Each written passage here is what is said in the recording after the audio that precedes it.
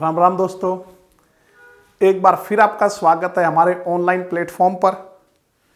तो बच्चों, हम जो हिंदी विषय पढ़ रहे हैं उसके अंतर्गत आज हम शुरू करेंगे संख्या। आज का हमारा टॉपिक है संख्या।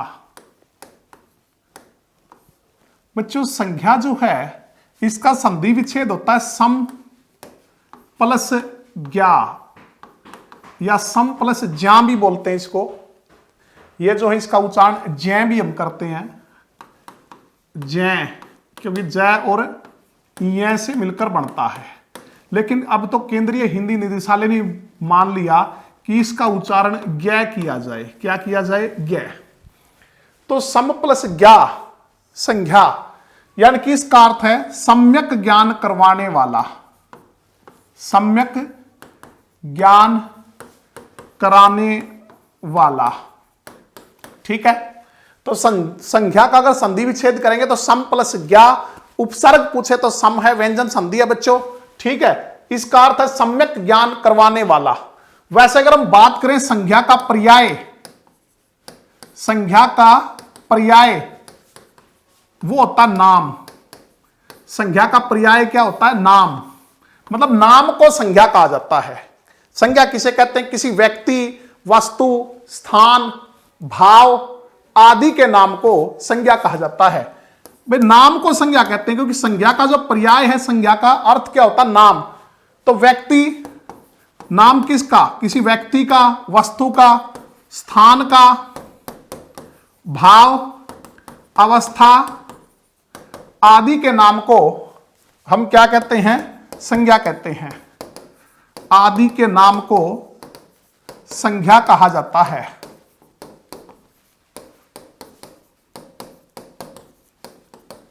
तो अगर हम बात करें संख्या के भेद, बच्चों हम छोटी क्लासों से ये चीज पढ़ते आए हैं। संख्या के भेद,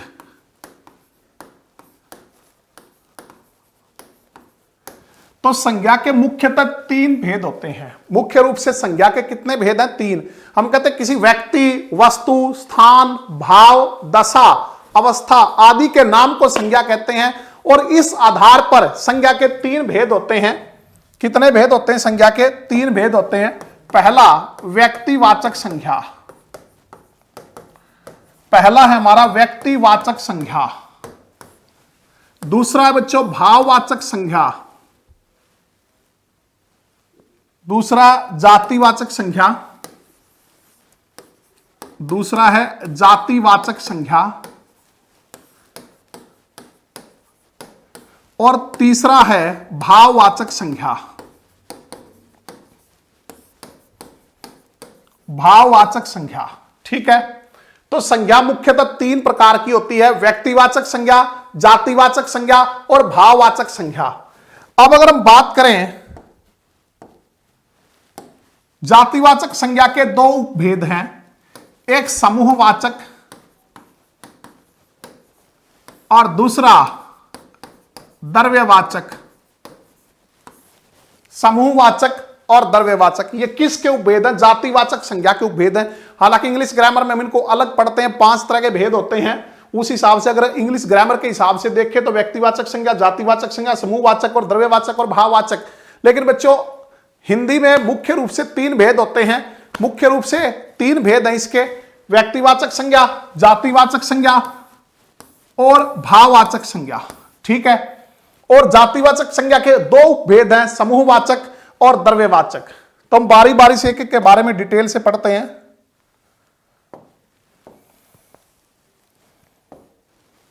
तो सबसे पहले हम बात करेंगे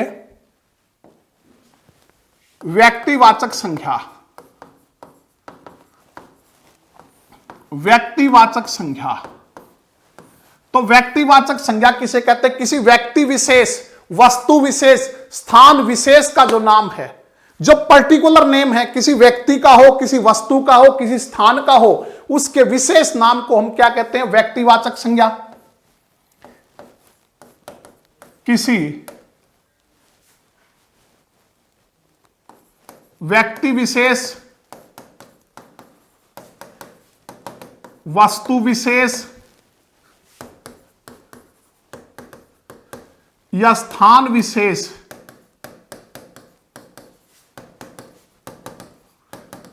के नाम को हम कहते हैं व्यक्तिवाचक संज्ञा। किसी व्यक्ति विशेष, वस्तु विशेष, स्थान विशेष, प्राणी विशेष के नाम को क्या कहते हैं? व्यक्तिवाचक संज्ञा। जैसे बच्चों अगर हम ये कहें राम, श्याम, मोहन, सोहन, ये व्यक्ति विशेष के नाम है। इसी प्रकार जैसे हम कहें गंगा, यमुना, सरस्वती, ये जो वस्तु विशेष के नाम हैं, या हम ये कहें हिमालय, अरावली, पर्वत विशेष के नाम हैं। किसके नाम है? पर्वत विशेष के।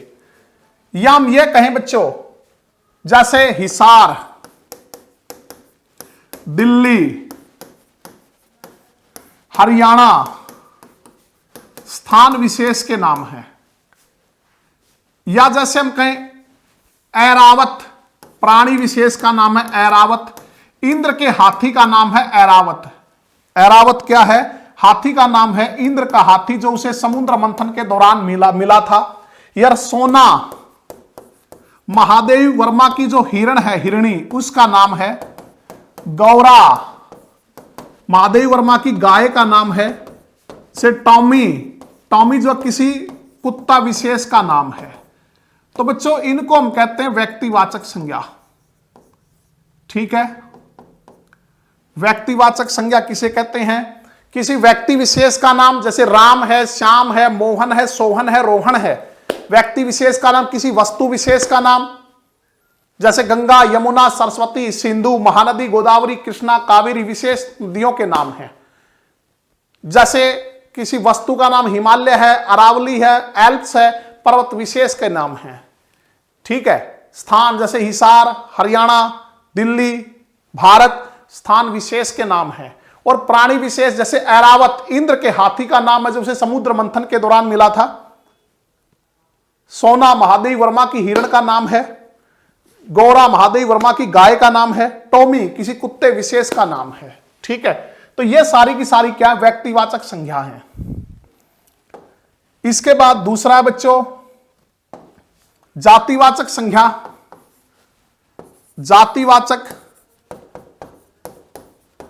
जातिवाचक संज्ञा वो होती है बच्चों, जातिवाचक संज्ञा की अगर हम बात करें तो जातिवाचक संज्ञा होती है जो संज्ञा शब्द पूरी जाति का बोध कराए। किसी व्यक्ति की पूरी जाति, वस्तु की पूरी जाति, ठीक है, स्थान की पूरी जाति, जो किसी पूरी जाति का बोध कराता है वो क्या कहलाता है? जातिवाचक संज्ञा। जैसे अगर हम कहें राम, श्याम, तो लड़का एक पूरी जाति है बच्चों।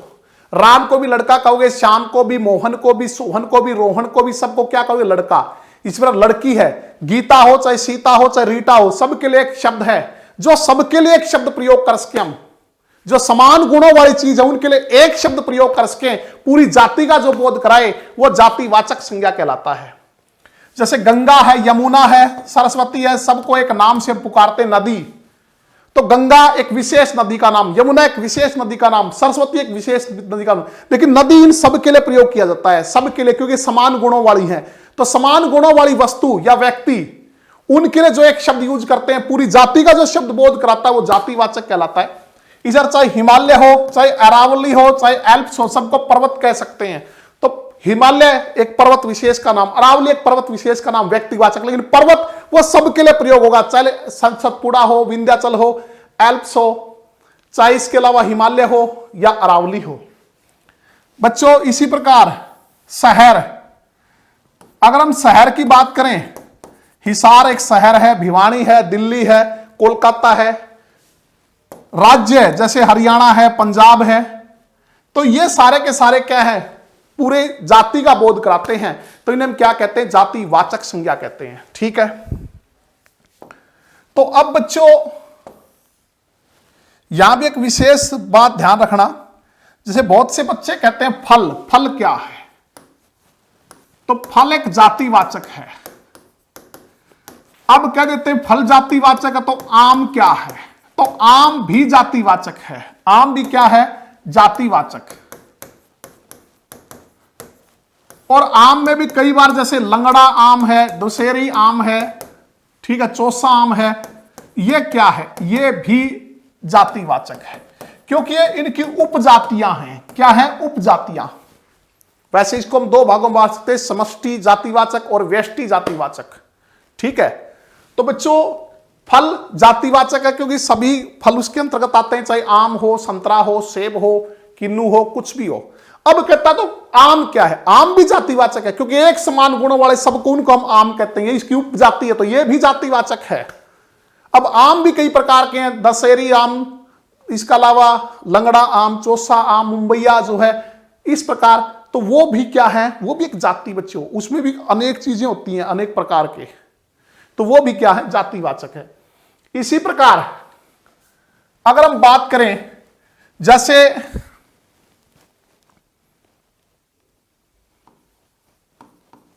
फसल है या अनाज है, यह क्या है? अनाज भी एक जातिवाचक है। अब अनाज के अंतर्गत अगर हम गेहूं की बात करें तो यह भी जातिवाचक है, और गेहूं के अंतर्गत अगर हम जैसे कल्याणी या कल्याण सोना, गेहूं की एक उपजाति है, यह भी जातिवाचक है। ठीक है, अगर हम बात करें जैसे गाय, गाय क्या है? जातिवाचक है। लेकिन अगर आप कहें जर्सी गाय, तो जर्सी गाय भी जातिवाचक है बच्चों, क्योंकि ये भी पूरे वर्ग को डिनोट करती है, ये इसकी उपजाति है, तो ये सारी जातिवाचक संज्ञाएं हैं। क्या है? जातिवाचक संज्ञाएं। तो बच्चों परीक्षा के लिहाज से बड़ा इंपॉर्टेंट क्वेश्चन हम डिस्कस करने जा रहे हैं कि कई बार व्यक्तिवाचक संज्ञाएं जातिवाचक बन जाती हैं, कई बार व्यक्तिवाचक संज्ञा जातिवाचक बन जाती है। व्यक्तिवाचक संज्ञा का जातिवाचक के रूप में प्रयोग,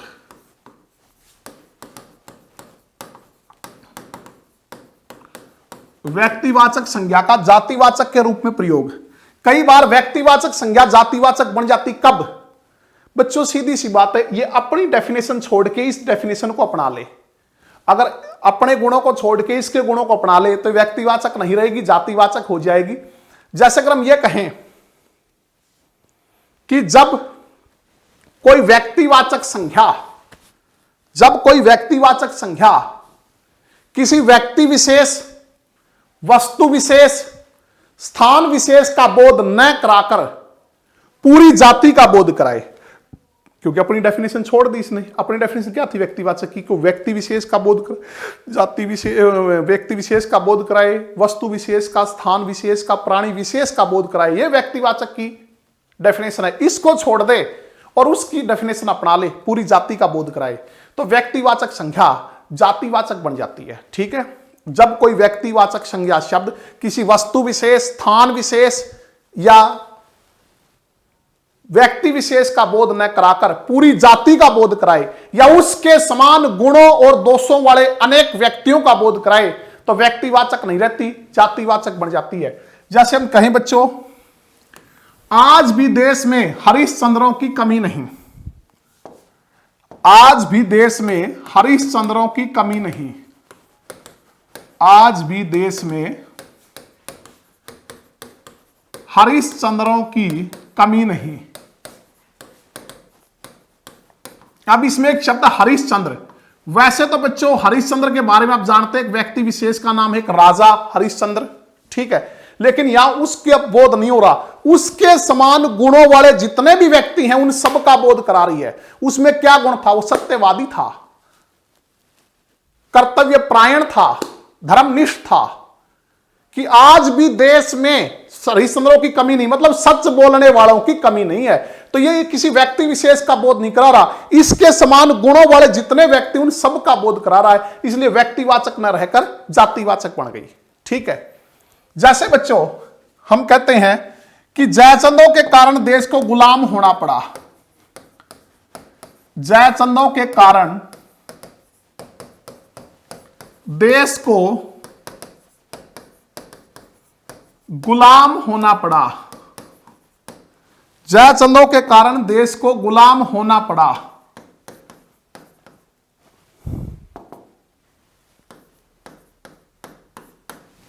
जयचंदों के कारण देश को गुलाम होना पड़ा। ठीक है बच्चों, जयचंदों के कारण देश को गुलाम होना पड़ा। जयचंद एक राजा था जिसने पृथ्वीराज चौहान के साथ गद्दारी की थी, ठीक है, जिसके कारण हमारा देश जो गुलाम हुआ था। तो यहां उस जयचंद की बात नहीं हो रही, उसके समान गुणों वाले जितने भी लोग हैं, यहां जयचंदों का अर्थ गद्दारों के कारण देश को गुलाम होना पड़ा। तो ये अपने व्यक्ति विशेष का बोध न करा के पूरी जाति का, जितने गद्दार हैं सबका बोध करा रहा है। इसलिए यहां क्या है, व्यक्तिवाचक संज्ञा नहीं है, जातिवाचक हो गई। जैसे बच्चों अगर हम बात करें, विभीषणों से बचकर रहो, विभीषणों से बचकर रहो, विभीषणों से बचकर रहो। विभीषण आप सभी जानते हो लंका के राजा रावण का भाई, लेकिन यहां उसका बोध नहीं है, उसके समान गुणों वाले सभी व्यक्तियों का बोध करा रहा है ये शब्द। विभीषण कौन था, घर का भेदी, कहते ना घर का भेदी लंका ढाए, तो ये कहता घर के भेदियों से बचकर रहो। तो जब कोई व्यक्तिवाचक संज्ञा शब्द किसी व्यक्ति विशेष का बोध न करा के उसके समान गुणों वाले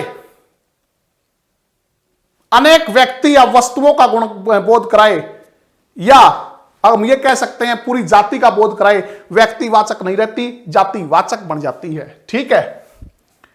इसके अलावा बच्चों एक और इसमें एग्जाम्पल देखना, एक तो इसकी ये पहचाने बहुवचन बन जाता है, हरिश्चंद्रों, जयचंदों, विभीषणों, ठीक है। दूसरा ये तुलना के रूप में आता कई बार, जैसे स्टेट में 2 से 3 बार पूछा जा चुका है क्वेश्चन।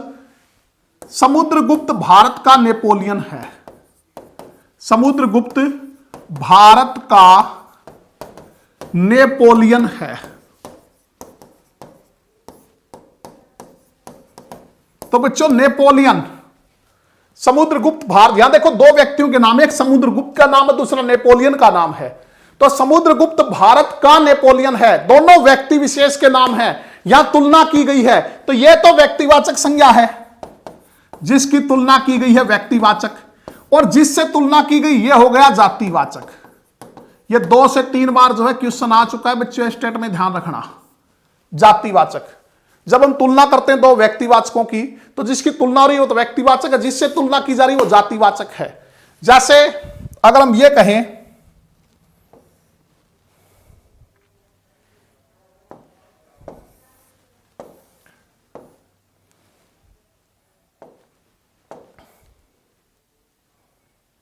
कालिदास भारत का शेक्सपियर है, कालिदास भारत का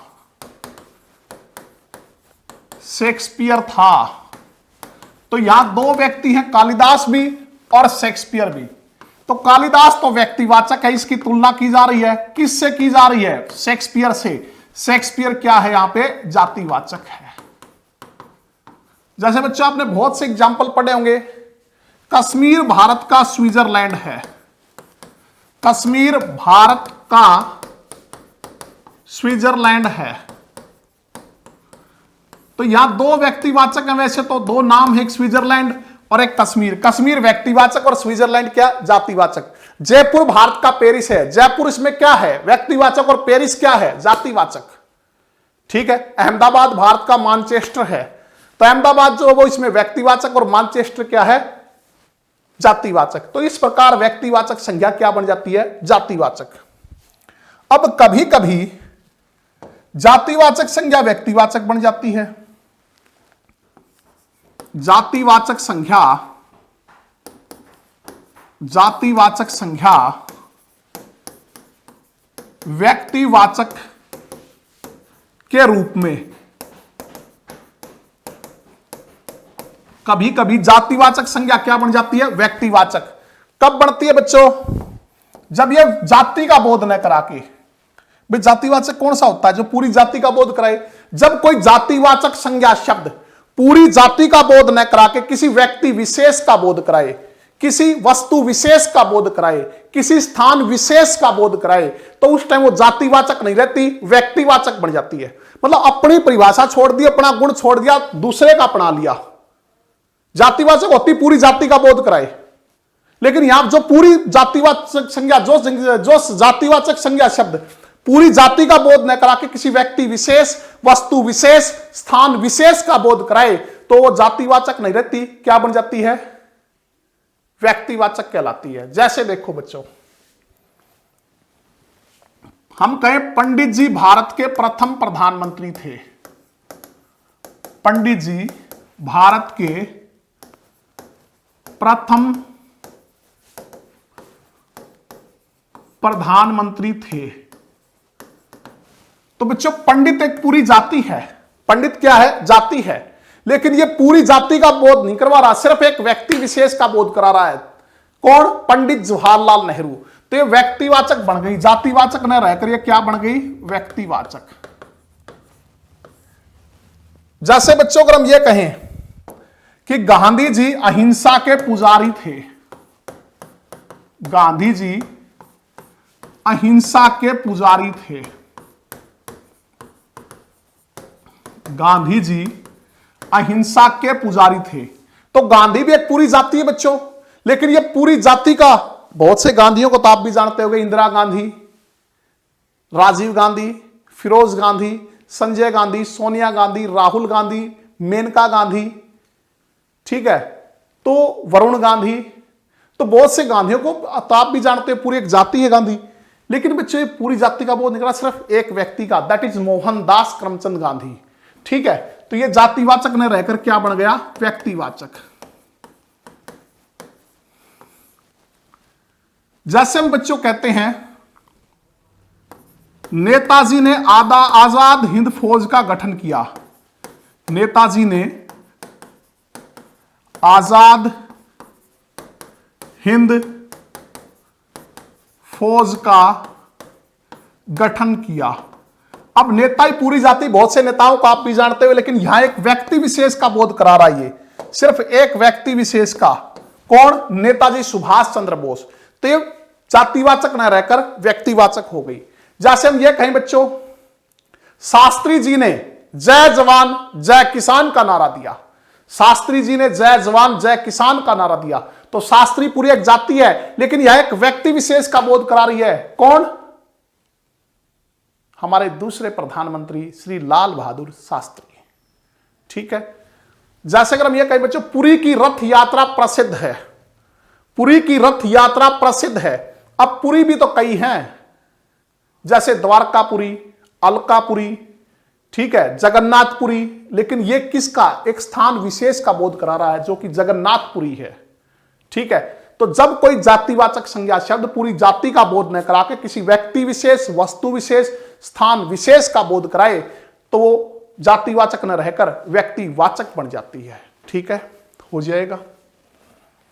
तो आगे हम इसके उपभेदों की बात करते हैं।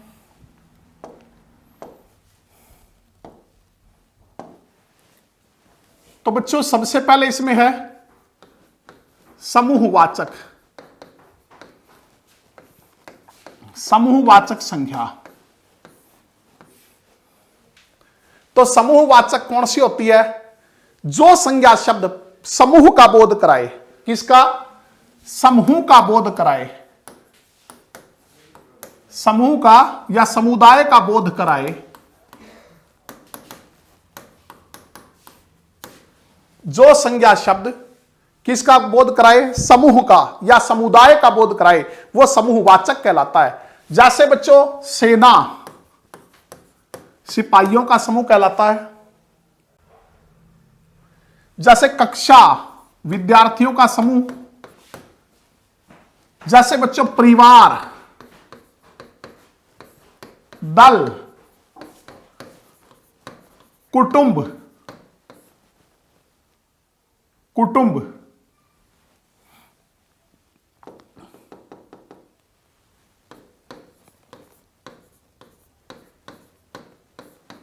पुलिस, भीड़, जनता। ठीक है, तो ये क्या है? सारे के सारे ये बोध करा रहे हैं बच्चों किसका? समूह का या समुदाय का। तो जो संज्ञा शब्द समूह या समुदाय का बोध कराए, वो क्या कहलाता है? समूहवाचक संज्ञा कहलाता है। इसके बाद द्रव्यवाचक। द्रव्यवाचक, तो जो संज्ञा शब्द द्रव्य का बोध कराए, द्रव्य का बोध कराए, अर्थात उस शब्द का बोध कराए जिसकी मात्रा हो, जिसकी क्या हो, मात्रा हो, अर्थात जिसको नापा तोला जा सके, अर्थात जिसको नापा तोला जा सके।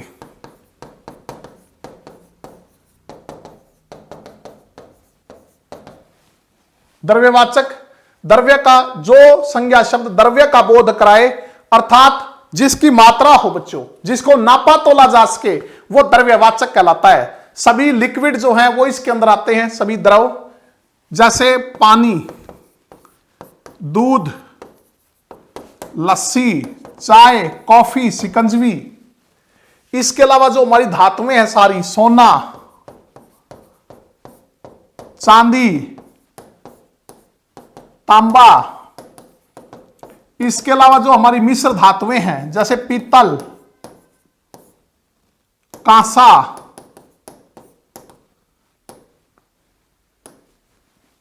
इसके अलावा जैसे लकड़ी, ऊन, ये सारे के सारे क्या हैं, द्रव्यवाचक हैं। ठीक है, तो बच्चों जातिवाचक संज्ञा के दो भेद हैं जिनके बारे में पढ़ा कि समूहवाचक या समुदायवाचक। जो शब्द संज्ञा शब्द पूरे समुदाय का, समूह का बोध कराए वो समुदायवाचक कहलाता है, समूहवाचक कहलाता है। ठीक है, और द्रव्यवाचक जिसकी मात्रा हो, जिसको नापा तोला जा सके, उसका जो बोध कराता है, द्रव्य का जो बोध कराता है, वो क्या कहलाता है, द्रव्यवाचक। अब कभी कभी ये दोनों भी जातिवाचक बन जाती है। अगर वैसे तो जातिवाचक क्यों भेद है, लेकिन फिर भी अगर इंडिविजुअल भी पढ़ ले तो भी ये कभी कभी क्या बन जाती है, जातिवाचक बन जाती है। जब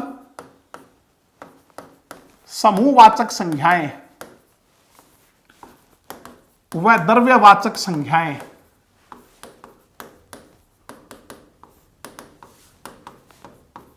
बहुवचन में प्रयुक्त होती हैं,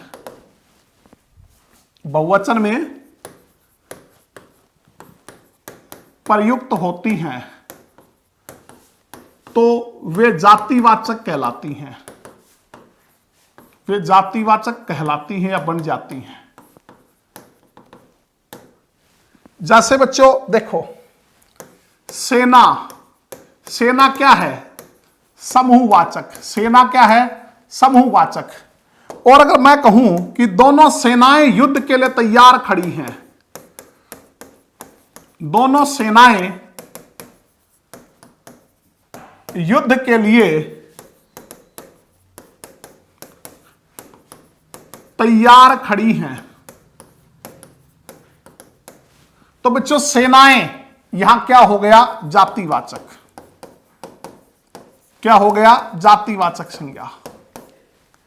इसी प्रकार जैसे मैं कहूं कक्षा, तो आप जानते हो समूहवाचक है कक्षा। लेकिन अगर आपको कहा जाए कक्षाएं बाहर चल रही हैं, कक्षाएं बाहर चल रही हैं, तो ये जो कक्षाएं शब्द है, कक्षाएं, कक्षा क्या है, समूहवाचक, बहुवचन में प्रयोग हुआ, तो ये क्या बनेगा, जातिवाचक कहलाएगा। क्या कहलाएगा, जातिवाचक।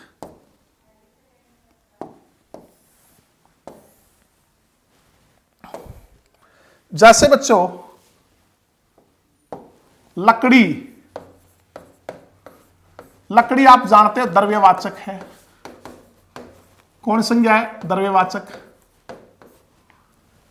और हम कहें कि यह फर्नीचर लकड़ियों से बना हुआ है, यह फर्नीचर लकड़ियों से बना हुआ है, तो बच्चों लकड़ियों, लकड़ियों क्या हो गया, जातिवाचक। क्या हो गया, जातिवाचक।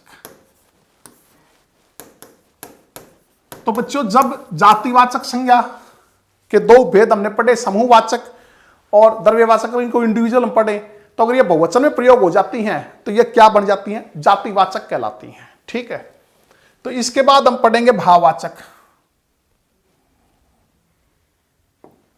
भाववाचक संज्ञा।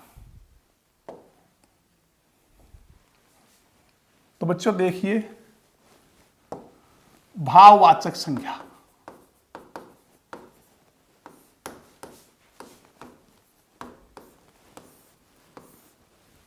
तो भाववाचक के बारे में आप जानते हो, जो संज्ञा शब्द किसी व्यक्ति या वस्तु के गुण, दोष, दशा, अवस्था, भाव आदि का बोध कराए। ठीक है।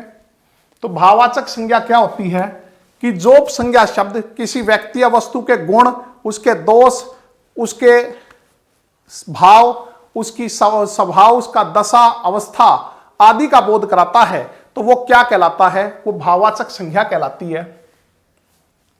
बच्चों, भाववाचक संज्ञाओं की सबसे बड़ी खासियत है, भाववाचक संज्ञाएं अमूर्त होती हैं।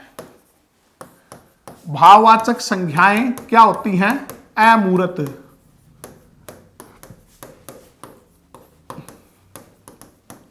मतलब ये प्रत्यक्ष हमारे रूप सामने नहीं होती। भाववाचक संज्ञा को ना हम देख सकते हैं, ना उसे टच कर सकते हैं, उसे केवल फील किया जा सकता है, केवल महसूस किया जा सकता है। तो भाववाचक संज्ञाएं जो हैं वो अमूर्त होती हैं, उनको हम देख नहीं सकते, उनको हम स्पर्श नहीं कर सकते, केवल महसूस कर सकते हैं, केवल फील कर सकते हैं। वो क्या है? हमारी भाववाचक संज्ञाएं। ठीक है बच्चों, जैसे अगर हम बात करें, जैसे बुराई, भलाई, कायरता, क्षमा, दया, कृपा, इंसानियत, ईमानदारी, बुढ़ापा, चोरी, बचपन, ये सारी की सारी क्या है? भाववाचक संख्याएं हैं। क्या है? भाववाचक संख्याएं। इनको हम ना देख सकते हैं, ना इन्हें स्पर्श कर सकते हैं, केवल फील किया जाता है, केवल महसूस किया जाता है। तो इनकी सबसे बड़ी खासियत क्या होती है? ये अमूर्त होती है, मूर्त रूप में हमारे सामने नहीं होती कि ये खड़ी है भाववाचक संज्ञा, इसको यो टच कर लिया, इसको देख लिया, ऐसा नहीं होता बच्चों। ठीक है। तो भाववाचक संज्ञाएं दो तरह की होती हैं। भाववाचक संज्ञाएं जो है वो दो तरह की होती हैं।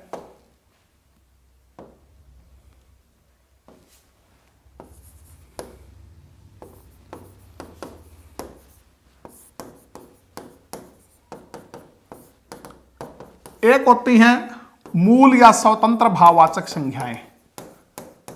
मूल या स्वतंत्र भाववाचक संज्ञाएं।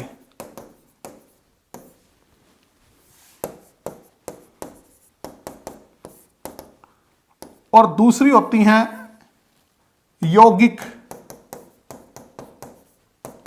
या संयुक्त भाववाचक संज्ञाएं।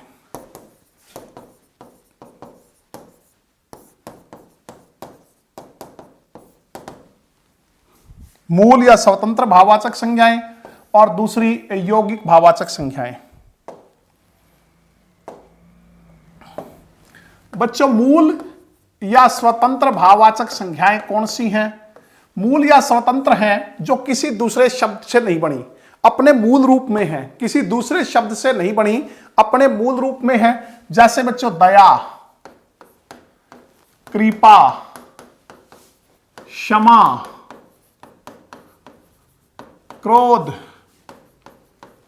सत्य, सुख, दुख, प्रेम, घृणा, इस तरह की जो शब्द हैं, इस तरह की जो भाववाचक संज्ञाएं हैं, ये किसी दूसरे शब्दों से नहीं बनी, ये अपने मूल रूप में है, स्वतंत्र हैं, इसलिए मूल या स्वतंत्र भाववाचक संज्ञाएं कहते हैं। और दूसरा यौगिक या संयुक्त भाववाचक संज्ञाएं। यौगिक या संयुक्त बच्चों तो दूसरे शब्दों से बनती है, दूसरे शब्दों में प्रत्यय आदि लगाकर जो बनती हैं वो क्या कहलाती है? संयुक्त। जैसे चोरी शब्द है, चोरी, तो ये किससे बना? चोर से। किससे बना? चोर से बना है। ठीक है। इसी प्रकार कायरता शब्द है, कायरता, किससे बना बच्चों? कायर से बना, कायर। इसी तरह अगर हम बात करें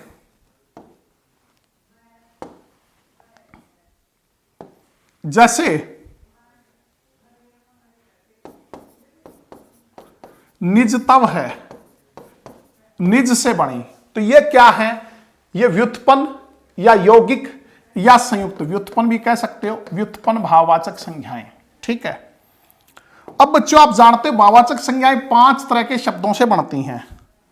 भाववाचक संज्ञाएं जो है 5 तरह के शब्दों से बनती हैं। कौन सी? जो व्युत्पन्न है, जो यौगिक है, जो संयुक्त है, क्योंकि मूल तो किसी से नहीं बनती। वैसे सिंपली अगर एग्जाम में आता है कि कितने प्रकार के शब्दों से भाववाचक संज्ञाएं बनती है, तो आपको बताना 5 प्रकार के। और वो वैसे बनती कौन सी है? जो संयुक्त है। मूल तो अपने रूप, स्वतंत्र रूप में, मूल रूप में है ही, यौगिक या संयुक्त या व्युत्पन्न ही बनेंगी दूसरे शब्दों से। तो भाववाचक संज्ञा कितने प्रकार के शब्दों से बनती है जो संयुक्त है? वो 5 प्रकार के शब्दों से। पहला, जातिवाचक संज्ञा से। किससे? जातिवाचक संज्ञा से। ठीक है। जातिवाचक संज्ञा से, जैसे बच्चों लड़का जातिवाचक संज्ञा है, इससे बना लड़कपन। बच्चा जातिवाचक संज्ञा है, इससे बना बचपन। चोर जातिवाचक संज्ञा, इससे बना चोरी। इंसान जातिवाचक संज्ञा, इससे बना इंसानियत। ठीक है। दूसरा, संज्ञा के बाद सर्वनाम से। किससे बनती है? सर्वनाम से। जैसे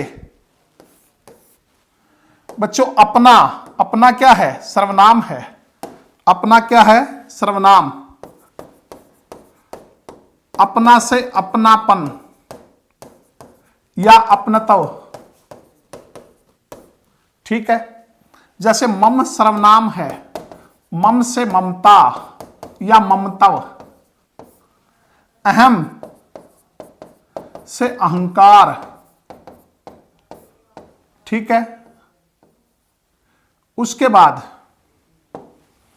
तीसरा, विशेषण से। किससे? विशेषण से। विशेषण से।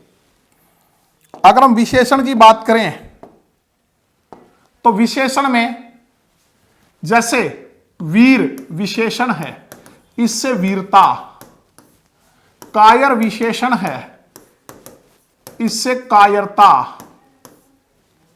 कायर से कायरता, वीर से वीरता। भला विशेषण है, इससे भलाई। अच्छा से अच्छाई। ईमानदार से ईमानदारी। बुरा से बुराई। ठीक है। इसके बाद अगर हम बात करें तो क्रिया से। किससे? क्रिया से। क्रिया से। क्रिया से कैसे बच्चों?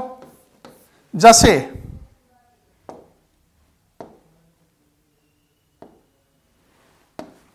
चलना क्रिया है, इससे बना चाल।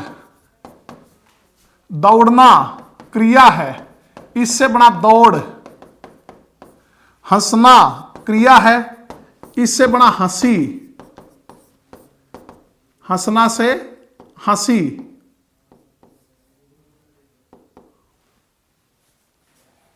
शर्माना शर्म। ठीक है।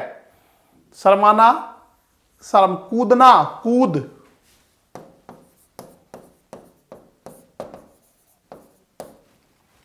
और 5वां बच्चों अव्यय से।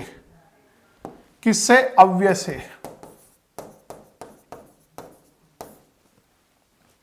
अव्यय से।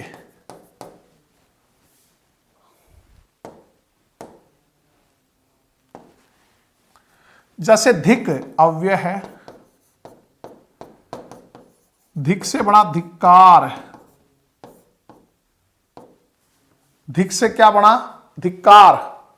ठीक है, तो बच्चों हम कह रहे थे कि भाववाचक संज्ञा जो 5 प्रकार के शब्दों से बनती है। कितने प्रकार के शब्दों से बनती है? 5 प्रकार के शब्दों से बनती है। जातिवाचक संज्ञा से भाववाचक बन जाएगी, लड़का से लड़कपन, बच्चा से बचपन, चोर से चोरी, इंसान से इंसानियत, आदमी से आदमियत, इस प्रकार सर्वनाम से अपना से अपनापन, आप से आपा, आप से आपा, अहम से अहंकार, मम से ममता ममतव, विशेषण से जैसे बुरा से बुराई, अच्छा से अच्छाई, भला से भलाई, ईमानदार से ईमानदारी, वीर से वीरता, कायर से कायरता। ठीक है, ये किससे बनी है? विशेषण से। क्रिया से चलना से चाल, दौड़ना से दौड़, कूदना से कूद, हंसना से हंसी। ठीक है, अव्यय से, किससे? अव्यय से, जैसे धिक, धिक्कार, ऊपर अव्यय उससे ऊपरी, नीच से निचाई या नीचता। ठीक है, तो बच्चों अव्यय से भी बनती हैं ये, तो ये ध्यान रखना 5 तरह के शब्दों से भाववाचक संज्ञाएं बनाई जा सकती हैं। इसके बाद बच्चों कभी कभी भाववाचक संज्ञा भी जातिवाचक के रूप में प्रयोग हो जाती है। ठीक है, भाववाचक संज्ञा जातिवाचक संज्ञा के रूप में, भाववाचक संज्ञा जातिवाचक संज्ञा के रूप में।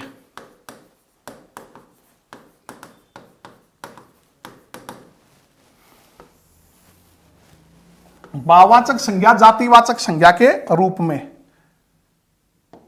तो बच्चों भाववाचक संज्ञा जातिवाचक कब बन जाती है?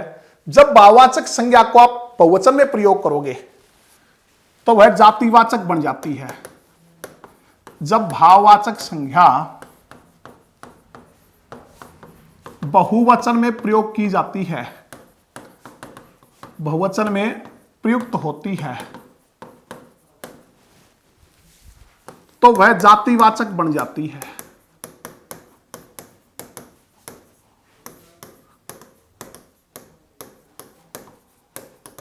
जैसे देखिए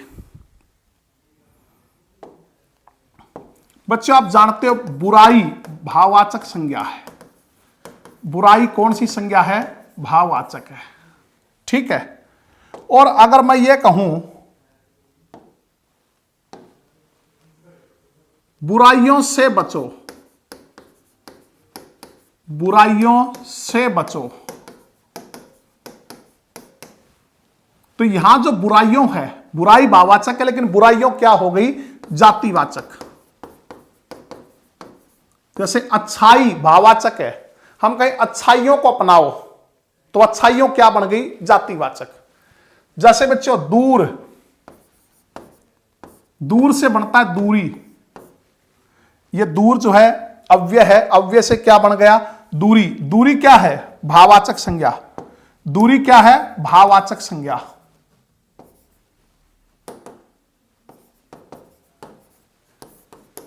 और हम कहें आजकल उनके बीच दूरियां बढ़ती जा रही हैं, आजकल उनके बीच दूरियां बढ़ती जा रही हैं। आजकल उनके बीच दूरियां बढ़ती जा रही है, तो दूरियां यहां क्या बन गया? जातिवाचक। जैसे बच्चों हम कहें पहनावा, जातिवाचक है। आजकल भारतीय पहनावे बदल गए हैं, आजकल भारतीय पहनावे बदल गए हैं। तो जब कोई जातिवाचक संज्ञा जब कोई भाववाचक संज्ञा शब्द बहुवचन में प्रयोग होता है तो क्या बन जाता है? जातिवाचक। तो बच्चों जातिवाचक देखो, व्यक्तिवाचक संज्ञा भी जातिवाचक के रूप में प्रयोग हुई, समूहवाचक भी किसके रूप में? जातिवाचक के रूप में प्रयोग हुई, द्रव्यवाचक भी जातिवाचक के रूप में प्रयोग हुई, और भाववाचक भी जातिवाचक के रूप में प्रयोग होती है। और जातिवाचक तो जातिवाचक है ही।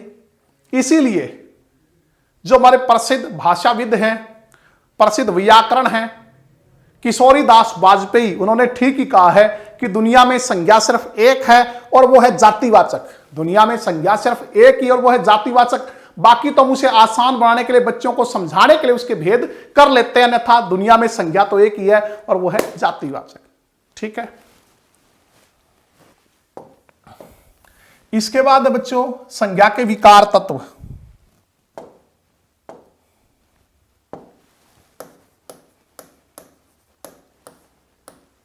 संज्ञा के विकार, तो संज्ञा के कितने विकार हैं? 3 विकार हैं, लिंग, वचन और कारक। लिंग, वचन और कारक। तो संज्ञा के विकार या संज्ञा के विकार तत्व, तो संज्ञा के कितने विकार हैं? 3 विकार है। मतलब इसका अर्थ क्या बच्चों? अगर आपसे पूछे संज्ञा के विकार तत्व कितने हैं, विकारक तत्व कितने, तो 3। कौन कौन से? लिंग, वचन और कारक। मतलब हम जानते बच्चों संज्ञा एक विकारी शब्द है। संज्ञा क्या? विकारी, जो अपना रूप बदलती है। तो किस किस के कारण बदलती? 3 के कारण। लिंग बदलोगे संज्ञा बदल जाएगी, वचन बदलोगे बदल जाएगी, कारक बदलोगे तो बदल जाएगी। ठीक है, इसलिए इनको संज्ञा के विकार तत्व कहते हैं। क्या कहते हैं? विकार। जैसे घोड़ा घास चर रहा है, अगर हम लिंग बदले घोड़ी घास चर रही है, संज्ञा में परिवर्तन आ गया। वचन बदले घोड़े घास चर रहे हैं। ठीक है, जैसे घोड़ा घास चर रहा, हम कहें घोड़े का ख्याल रखिए, तो का क्या आया? का जो कारक है, तो ये घोड़ा से घोड़े हो गया। ठीक है, तो रूप बदलती है संज्ञा, क्योंकि विकारी शब्द है। किन के कारण? लिंग के कारण, वचन के कारण और कारक के कारण, इसलिए संज्ञा के विकार तत्व कहलाते हैं। तो संज्ञा के विकार तत्व कितने हैं? 3 है बच्चों। कौन से? लिंग, वचन, कारक। ठीक है, इनके कारण संज्ञा जो है अपना रूप परिवर्तित करती है।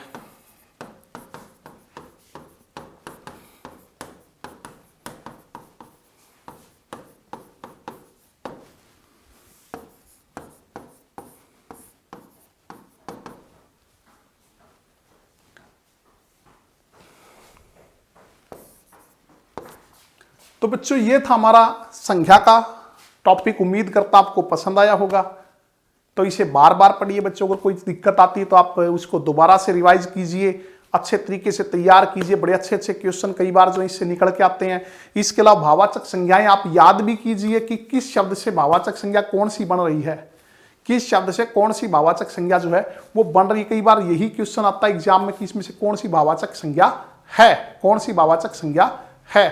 तो बच्चों ये हमारा चैप्टर था संज्ञा से रिलेटेड।